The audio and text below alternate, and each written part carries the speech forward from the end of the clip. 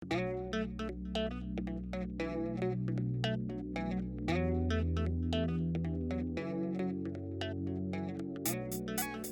back. I'm Shane, and this is Relative Time. About 2 years ago, the Swiss watch company launched themselves into the microbrand world with the release of their first watch, the Swiss watch company's Diver, which is still quite a mouthful to say. Now, with the dive market as saturated as it is, they were able to stand out, and they did that by offering a watch that had a great balance of price, style, and quality. It's a watch that I'm still impressed with, and I still enjoy wearing today. It's a little bit larger, but pretty comfortable for that size. Not to mention, it also has a ton of lume on it.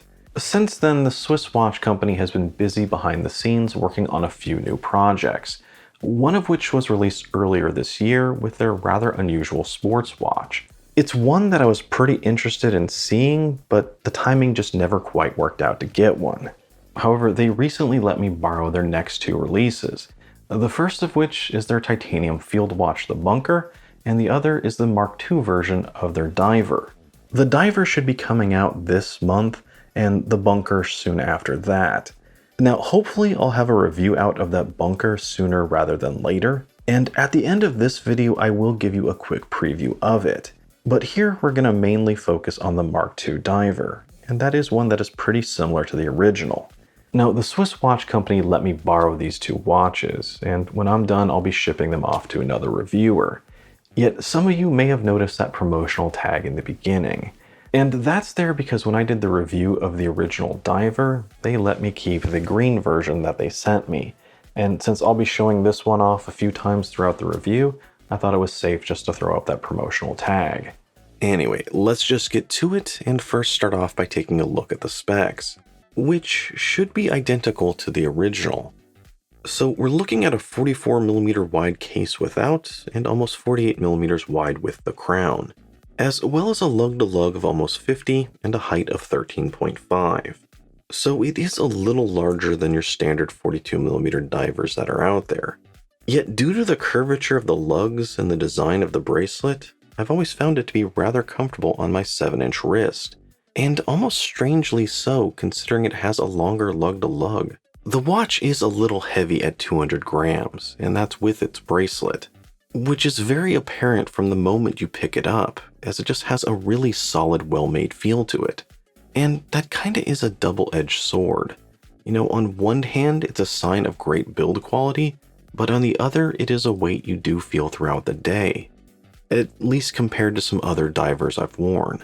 Now, rounding out the specs, you also have 300 meters of water resistance and a 22mm lug width.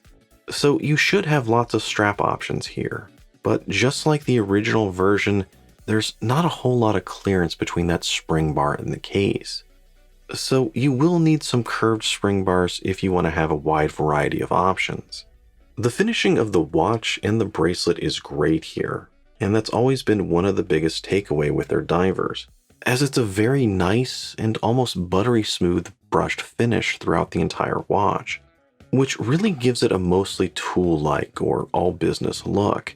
There are a couple of exceptions to that brushed finish, and one of which is a polished chamfered edge that runs down the stubby lugs, as well as the polished sections on the scalped bezel.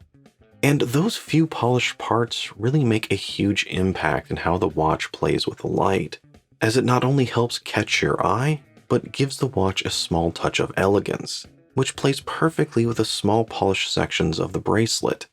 Now at the 3, the case flows out and forms these two rather large crown guards, and those practically swallow the signed screw-down crown whole. On the original, I remember it being a little hard to unscrew that crown, as it's really nestled up in there. But on the Mark II, the lugs will be machined down slightly just to give better access to that crown.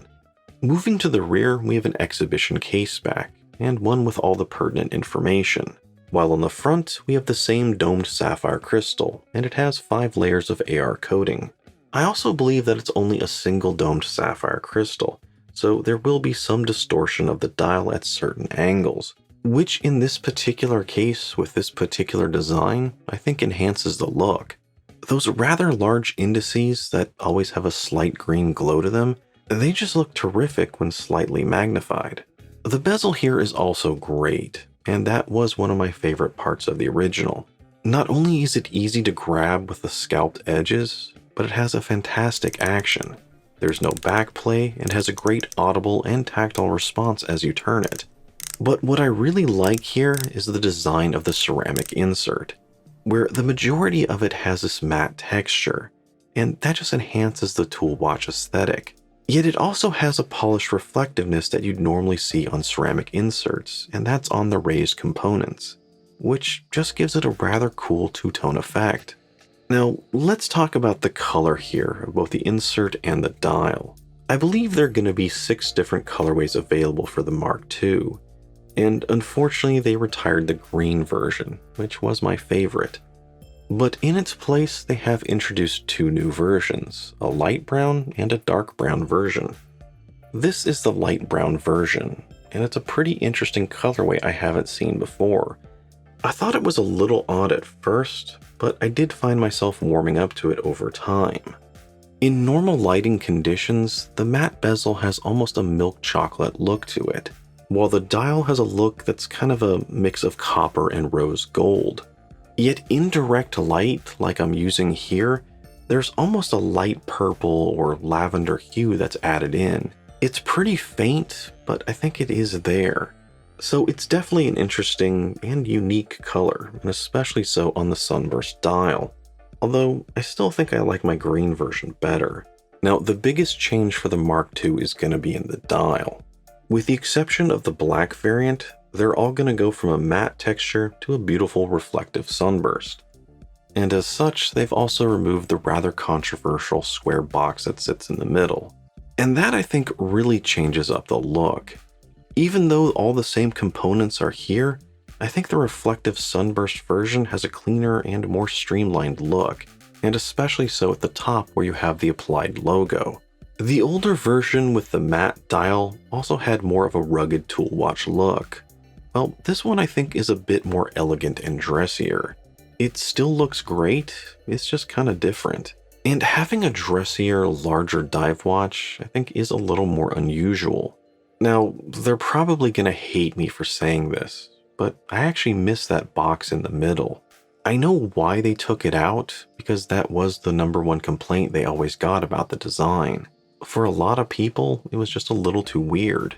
But for me personally, I never minded it, and most of the time I barely noticed it. Yet it was something that was different and kinda unique about the watch. So while I think they made the right decision in getting rid of it, as it does open up the watch to a wider audience, I think they also removed something special and something that helped them stand out in an already saturated market.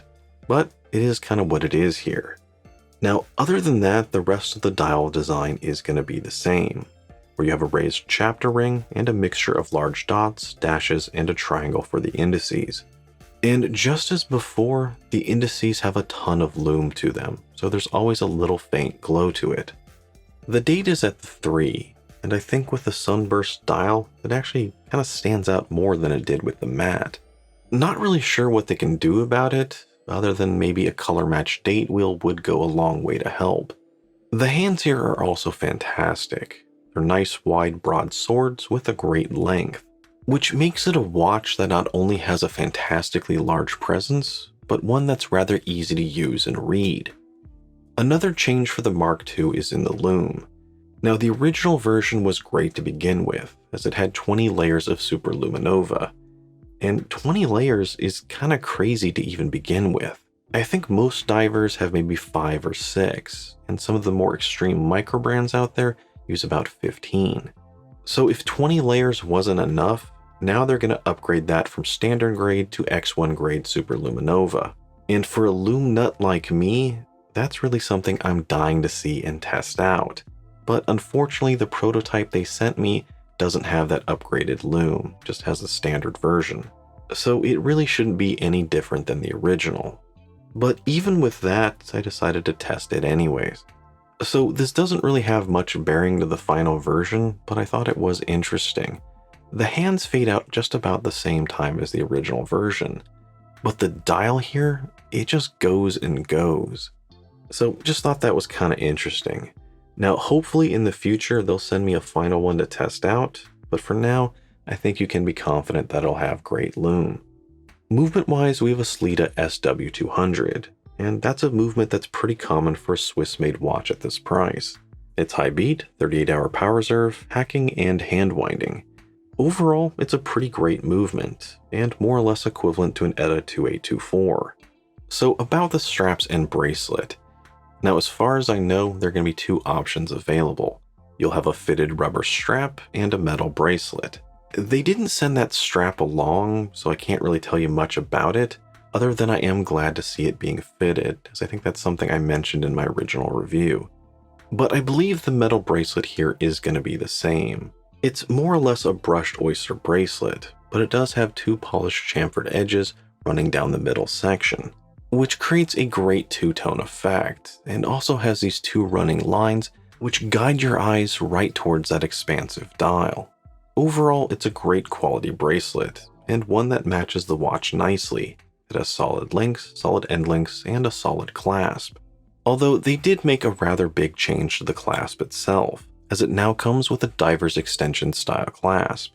The buckle itself is a little bit wider and beefier on the wrist, and the micro adjustments can be a little stiff to use at first. But the important thing is that you can now freely and easily make those micro adjustment changes as needed. And this is something else I mentioned in that original review, so I'm pretty glad to see they made a change. So let's briefly talk value. The price of these is going to be about the same as the original, which I think is $445 to $495, and that's going to depend on whether you want the strap or the bracelet. Now, when the original version came out, there was already a lot of competition in this price range, and 2 years later, there's even more so. Pretty much just look for anything with an SW200 movement in it, and it's going to have similar specs. And for the most part, they're either at or more than what you have here. And the notable ones that I've seen over the last year would be the Axios Ironclad, the Advisor Supa, and the GenClear Diver. So check those out if you want something comparable. The only exception to that would be the Glycine Combat Sub, and that's just crazy low price for what you're getting with it, and it's kind of an outlier. However, what sets the Swiss watch company apart is what I see as a dedication to quality and really being the best they can be. And I think a great example of this recently came up in one of their own videos, and it was one where they were talking about the differences with the Mark II. There they actually mentioned my review and my lume test for being the inspiration for upgrading the lume from standard grade to X1. In that original review, I showed that the lume there was one of the best I'd ever seen, but it wasn't quite the best I'd ever seen, and that was the push they needed to make the change. The thing is, most people aren't going to notice the difference unless you're doing these crazy lume comparison tests like I am. So they really didn't need to make this change at all. But just knowing that it could be better was all the inspiration they need to go that extra step. And I think that's true about the Mark II as a whole, as they seem to have taken all the feedback they got from the original to evolve it into what we have here, just so they could give you the best bang for the buck they possibly can. So if you like the style, or you like the idea of a bigger, dressier diver, then the Mark II is definitely worth checking out. As is their Bunker Field Watch. Now, I've only had this one for a few days, but so far I really like it. It's a slight variation of the classic Field Watch that's contained in a really lightweight titanium case, where here the dial is showing only the even hours rather than everything. It's sort of like a cross between a Hamilton Khaki and a Nomos. It's a pretty interesting watch, and hopefully I'll have the review done soon. Anyway, that's my take on the Mark II Diver, but let me know your opinion down below.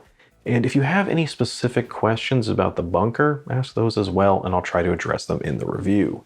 And as always, if you enjoyed the video, don't forget to like, comment, and subscribe. Thanks for joining me.